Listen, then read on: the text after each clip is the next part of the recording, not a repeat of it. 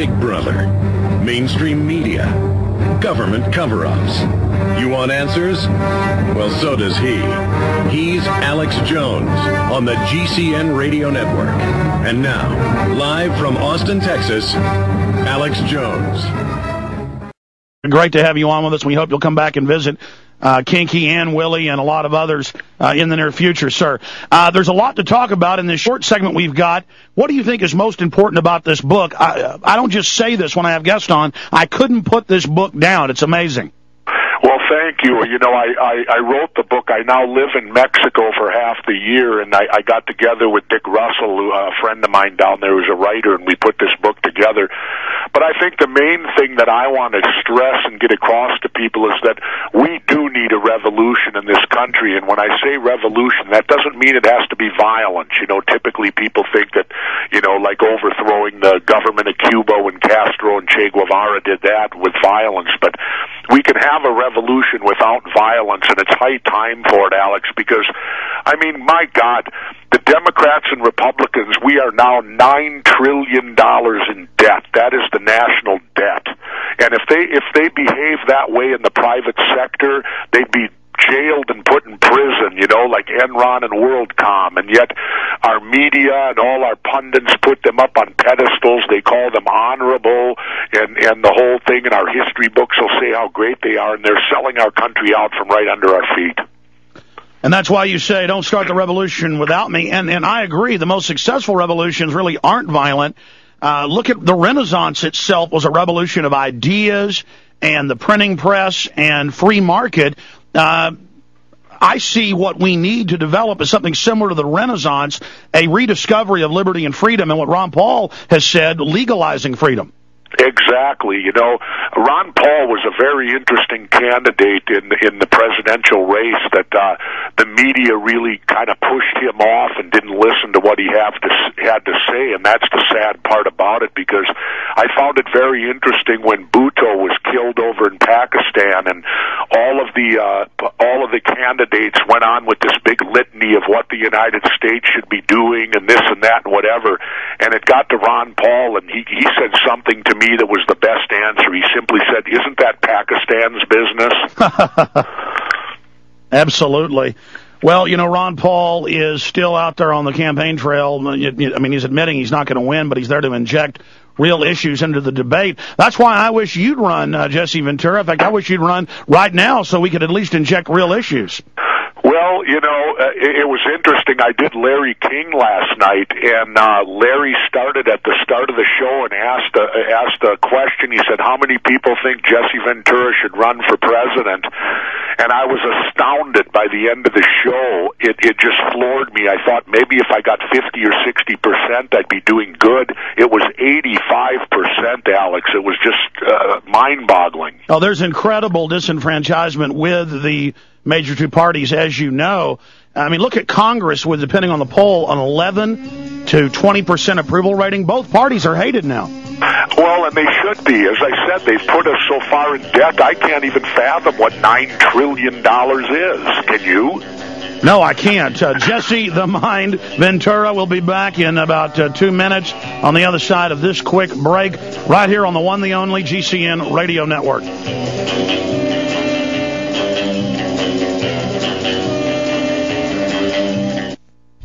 He's got so many titles that I don't know which one to call him by, but we'll just go with Governor Ventura. Jesse the Mind Ventura with us for the rest of the hour. This book is titled Don't Start the Revolution Without Me. I think it's a wonderful title, and it's in stores everywhere today. He's just launching his tour yesterday. We're honored to have him. But you could also call it the Adventures of Jesse Ventura, because it is quite a page turner, because you've had quite a full life. Why did you decide to write this particular style of book? Well, first of all, you know, Alex, I want to explain, you know, I had 2 New York Times bestsellers before this book, and of course, they gave me huge front money to write that book, and it was interesting. I'll give you a little inside info. This book, we wrote it down in Mexico. We brought the full transcript back, Dick Russell and I. We were turned down by 24 publishers. And I already had 2 New York Times bestsellers. I found that pretty interesting. You know, are you breaking that here? Because I did quite a bit of research for this interview, and I hadn't seen that. Am I what out there? No, I mean, is this the first time you've told this story? Yeah. Wow. Yeah, absolutely. Well, I mean, please. We got turned down by 24, and finally Skyhorse, which is a small publishing company in New York, picked it up. But the good thing is we're with Norton Distribution, which is a huge distributor, and that's the key is once you get published, then you need to get it to a good distributor, and they're one of the biggest, so it'll be everywhere. But, you know, I wrote this book.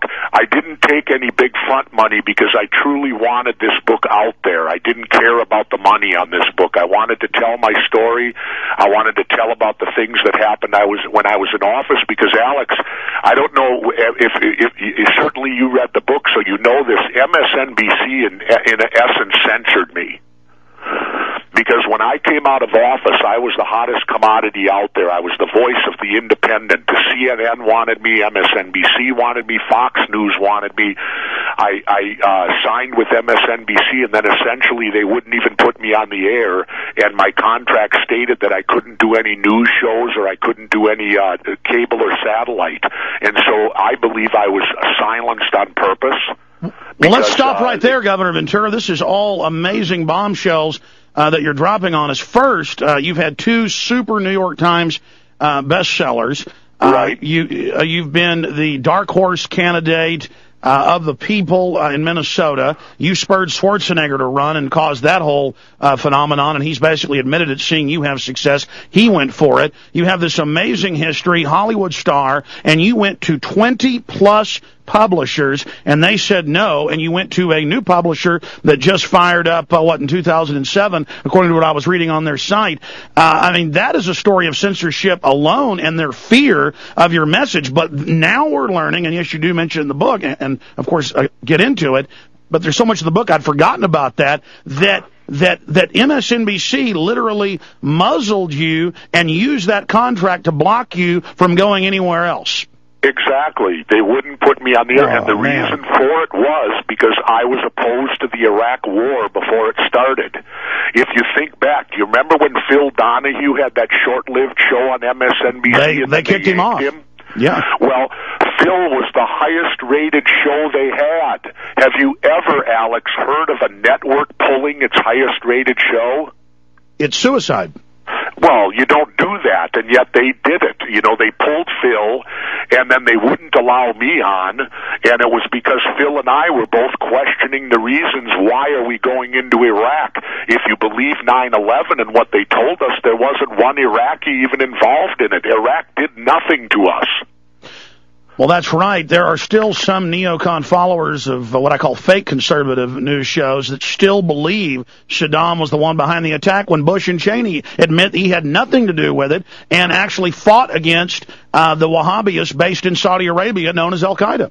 Well, I don't know if you can ever get Dick Cheney to admit that and George Bush, but I know that they still like to refer back and try to tie the two together all the time somehow. There are a few clips where they've had to admit it. One time Cheney was on with Russert and had to admit it. Oh, okay. You know, you probably watch more than I do because I'm living in Mexico now, and you know that's another subject that's interesting, Alex. You know, this whole situation with immigration. I mean, I live down with all these brown-skinned people down there, and I don't know about you and where you stand on it, but I don't believe the United States needs to be East Berlin. Well, we have a Larry King clip. John, you've got that clip, don't you? Okay, well, we're going to play that coming up in a little while. But last night you said, hey, Lou Dobbs, what are you so afraid of? I live down, in the middle of nowhere in Mexico, and these brown-skinned people are pretty nice. They're very nice. I'll tell you, I have the time of my life down there. And, Alex, I live an hour from pavement and an hour from electricity. Tell us about where you live. Well, but trust me, I do have electricity. My house is completely solar. I'm off the grid, and I live off the sun. No, but, I mean, I want to image your house in my mind. What's it look like? Where is it? It's beautiful. Well, I don't want to get you too close because I like don't worry, I'm not going to come down there. I'm just saying I can picture you in this little jungle bungalow off the beach. Well, trust me, it's not quite a jungle bungalow. It's 3 bedrooms, 3.5 baths with a casita in the back, a 2.5-car garage, my own swimming pool, and 40 of my own palm trees. Sounds awesome. And so It's great. So what, you just go out and scuba dive and surf all day? I scuba dive, I hang with the surfers. We've got a whole group of expatriates down there, surfers, who they work up in the United States for 6 months, and they save their money, and then they go down and live in the arroyos on little campsites and surf all the time, and they're marvelous people. No, believe me, every day I dream about moving off to some tropical paradise. So you certainly are living the life. And so you're just coming back to the U.S., I guess, because you're so sick of seeing it turn into a police state? Well, I come back every year. I should make mention I live there 6 months, and then if you've ever been to Minnesota, I wouldn't wish a Minnesota winter on my worst enemy.